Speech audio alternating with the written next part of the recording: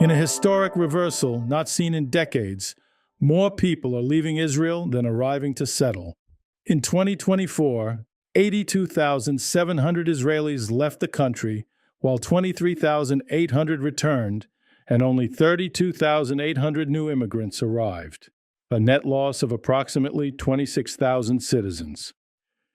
The year before saw similar hemorrhaging. This reverses a trend that defined Israeli history. During the 1990s Aliyah boom, Israel gained more than 100,000 newcomers annually. But the emigration numbers only hint at the crisis. Israel is fracturing, and the biggest stress line runs through Tel Aviv. Among the secular, educated Israelis, who are the indispensable backbone of Israel's economy and military. According to the Israel Democracy Institute, 27% of Israelis say they're considering leaving. But that headline number obscures the real story. Among secular Jews overall, 39% are weighing departure. Among young secular Jews, it's 60%.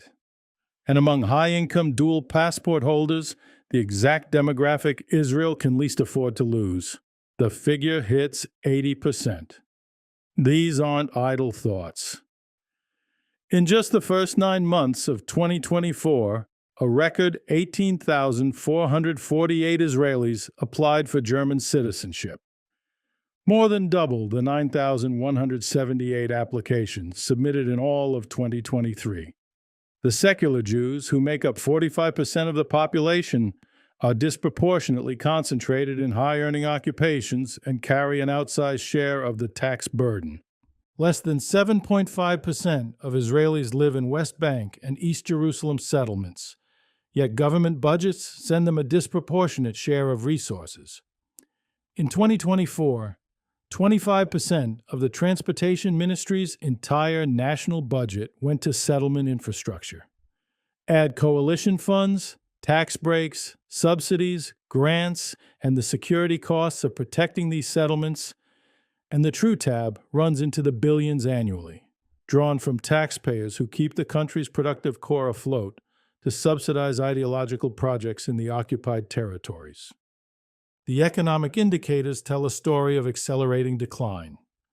Since 2022, foreign direct investment has dropped from $25 billion to $14 billion. Tourism is down 68%. Both Moody's and S&P have downgraded Israel's credit rating, raising the cost of public borrowing. But the real canary in the coal mine is the startup ecosystem, Israel's engine of wealth creation and global relevance.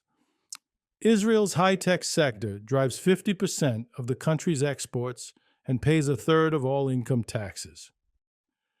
This economic engine is staffed overwhelmingly by the secular workforce. Over the past decade, the number of newly created startups has plunged 45%. Tech sector employment growth, which ran above 5% for most of the previous decade, has slowed to under 2%. Venture capital tells an even more dramatic story. Funding collapsed by 80% from its 2021 to 2022 peak. While the global tech market has certainly cooled since the free money era of 2021, the data shows that Israel is an extreme outlier. The global market is experiencing a correction, but Israel is experiencing a collapse. Since October 7th, thousands of tech workers, including startup founders and senior executives, have been called up or have volunteered for extended reserve duty. At the war's peak, up to 30% of the tech workforce was deployed, with 70% of tech companies reporting operational disruptions. This is putting huge additional stress on an already stressed industry.